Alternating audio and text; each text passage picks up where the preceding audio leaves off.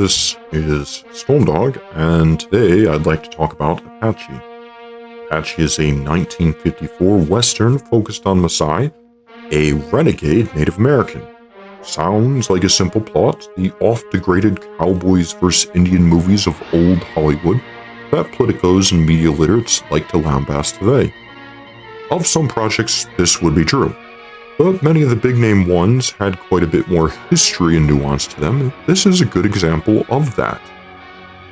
The movie opens with the surrender of Geronimo, one of the most famous Indian leaders of the period in the Southwest, where there was basically an ongoing war between the U.S. cavalry and various tribes. Various tribes responded differently to the westward expansion, with some responding with trade and peace, others outright violence and rape. Between these two ends of the spectrum were the responses of many other tribes. It's a complicated issue. Treaties would be made with these tribes, rather through trade and negotiation, or due to the cavalry defeating and conquering a warring faction of Indians. The use of the word Indian itself is kind of dumb nowadays, but it also clears up much misunderstanding with India the country being a major part of international trade. There were at least two major problems with many of these treaties. One was the misunderstanding of the Native American system of government, or basically the lack thereof. A treaty could be made with a great leader or chief, but the American federal government did not realize it only counted for the people directly following that leader. The assumption was that it counted for that entire tribe. Take in point this movie's beginning with the surrender of Geronimo. This did not count for the entire Apache people, only those he had influence over. When other bands or factions of Apache went raiding again, the government would misunderstand this power struggle and believe the treaty had been broken. The European mind had a hard time understanding this, that in much of the Southwest, the major Indian nations had no real government as part of their being a people. Many of these nations or tribes had also not progressed to the point of agriculture, one of the first requirements to develop true organized civilization. In that regard, they were a couple thousand years behind much of the world. Indian raids were a fact of the day. Consider the Comanches, who basically had to supplement their birth rates through, shall we say, acquiring women and impregnating them from various other ethnicities. Males from late childhood on up were killed outright.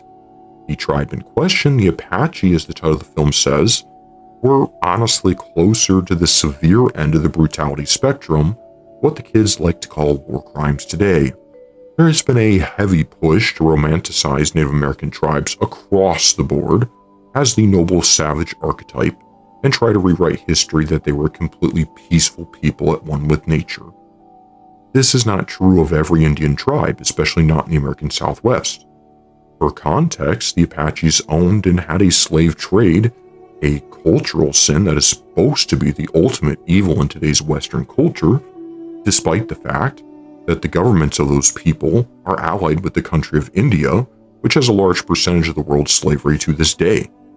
Granted, India has worked very hard in their financial and entertainment sectors to have that fact removed from popular publications and sources, while doing little to actually combat it.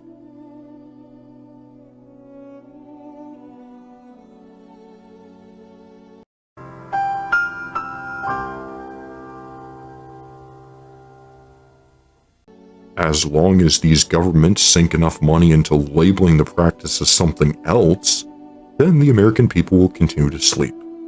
I'm not in favor of any slave trade perpetuated by any people against any people.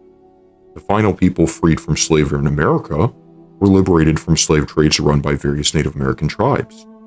And before you go down to the comments with your "actually," please take the time to read Empire of the Summer Moon and 1876 Year of the Gun. These are not the totality of the subject, but they do work as unbiased primers to the extent of the situation America found itself in from the end of the Civil War to the turn of the century in the Southwest Territories. The second reason these treaties often failed was the federal government itself. Partially, it was their frustration with treaties being broken by the Native Americans, which both sides had very different views of and expectations of from the moment the deal was sealed. Often, as stated, the federal government did not understand that the treaty was only with the people following that one distinct leader, not the entire tribe. Heavily contributing to this was the failure of the federal government to make sure their side of the deal was even upheld. This was often due to corrupt Indian agents, as they called them, the designated liaison between the tribe and the government. This is not inherently a picture of white man evil, but rather the corruption that comes with the government being so big it doesn't know what its extremities are doing anymore. Consider that today the American federal government is by many multiples more diverse, but because of the passage of time and an uncorrected course, is also incredibly more corrupt. There is an insane amount of backstory that can be viewed for this movie, because one would assume it's just another cowboys versus Indians, but it's so much more complex than that just within the movie itself. Within the movie, there are good and bad people on both sides. There are good cavalry officers and white people and bad ones who want to push the issue, or at least have disdain for the Native Americans. Remember the time in which this took place, when newspapers had stories frequently of Indian massacres around the country, which were to an extent true, but journalists be journalists. My point is, neither side was blameless and both had a lot of prejudice to overcome. Within the movie, there are Indians who will sell out their friends for alcohol, prestige, or the hope of a pretty wife. And early Charles Bronson has a role exactly like that here. Charles Bronson played a couple notable Indians throughout his career, and passably looks like one, but is actually Lithuanian. There are genuine Indians in some of the side roles, but the actors playing the Indians in main roles are definitely not, with them mostly being lightly done up in grease paint. Honestly, if there is a family from Midwest America, they might be 1/16th Native American, or at least that's the claim I've heard dozens of times from Midwesterners.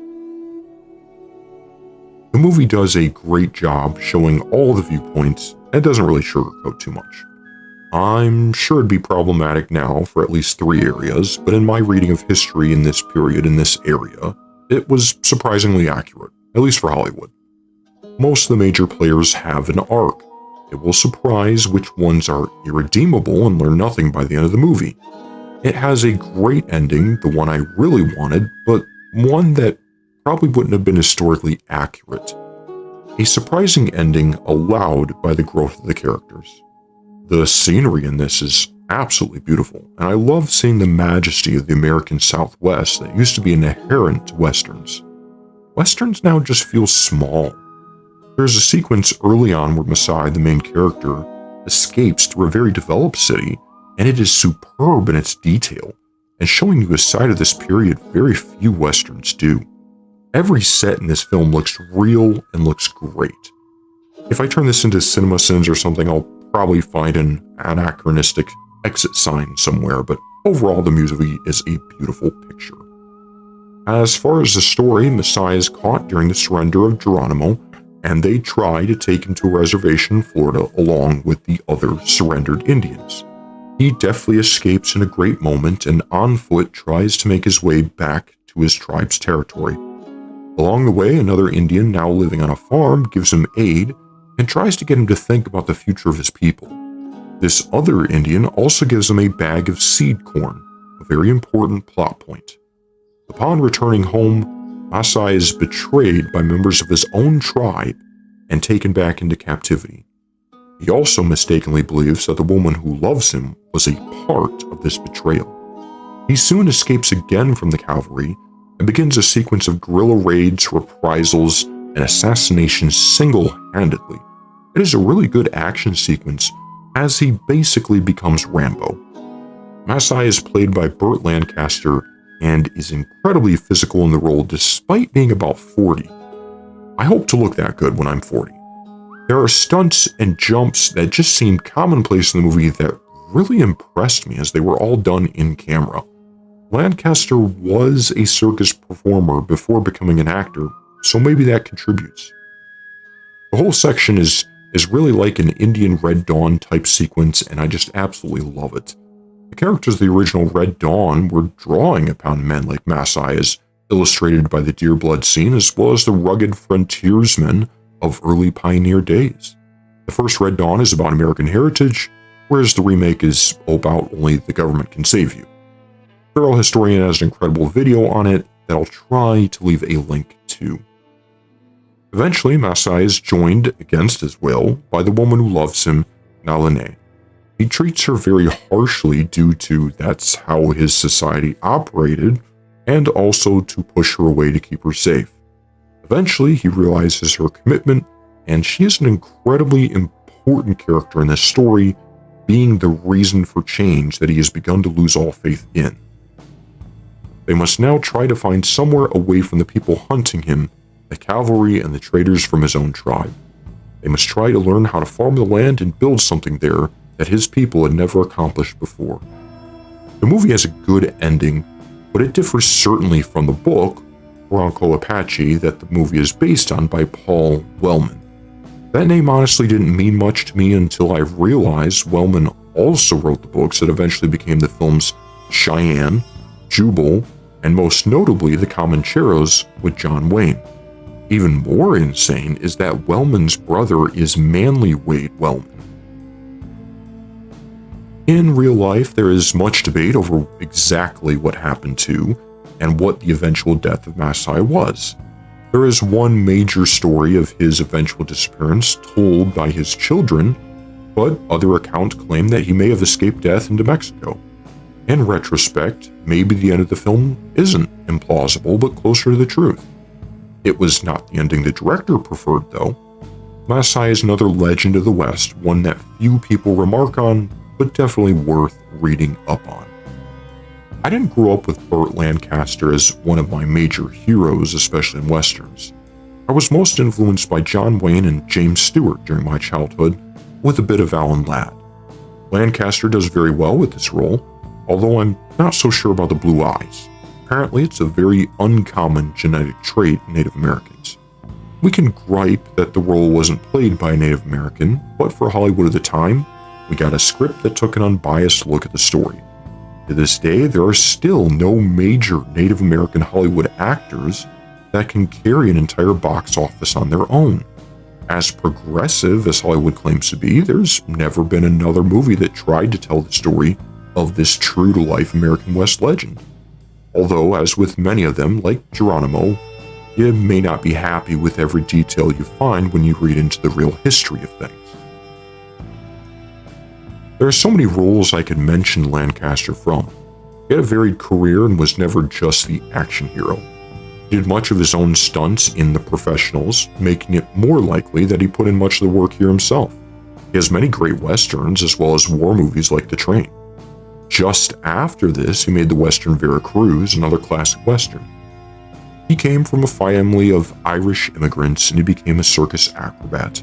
He served in World War II, although it seems mostly to have been in an entertainment role, not any kind of front lines. After the war, he got into films. He acted until 1990 when he had a stroke, taking away his ability to speak. 4 years later, he died of a heart attack. His final film was Field of Dreams, although other TV productions with him in them released after that. Jean Peters was his love interest, and I was surprised by how much I recognized her from, such as Pickup on South Street, a good noir, Niagara, a movie I keep forgetting is not a Hitchcock film, Viva Zapata about the dictator and folk hero of the same name, and the movie that brought her out of her farm life retirement, and Three Coins in a Fountain, a romance movie I have seen more than 3 times, which is rare for me, as well as being the type of role she tried to avoid but was always a success for her. This movie was the type of role she preferred, strong women and adamantly not sex symbols. She was married to Howard Hughes for quite some time, but afterwards refused to speak about the subject. She passed away of leukemia in 2000. This was the first Western that the director Robert Aldrich did, as well as reportedly being his first film in color. It is crazy the films he is responsible for. Major classics like Veracruz a year after this, Kiss Me Deadly, a very good Mike Hammer film, the original Flight of the Phoenix, The Dirty Dozen, Emperor of the North, the original Longest Yard, and the Western comedy The Frisco Kid. There are quite a few I'm not bringing up for sake of time. His films were often known for being more complex than just the usual cliches. He died of kidney failure in 1983. Apache is a really good-looking, energetic action, even-handed historical look, solid Western. If you like big-budget Westerns, I recommend this one. If you like the lesser-seen trope of the Native American guerrilla fighter, I recommend this film. I'm glad I finally got around to watching it. Until next time, this has been Stormdog. Your feet are cold and bleeding. Heat some water. You will have to fill the bucket. You have a woman and yet you carry the water? Some of the white man's ways are hard.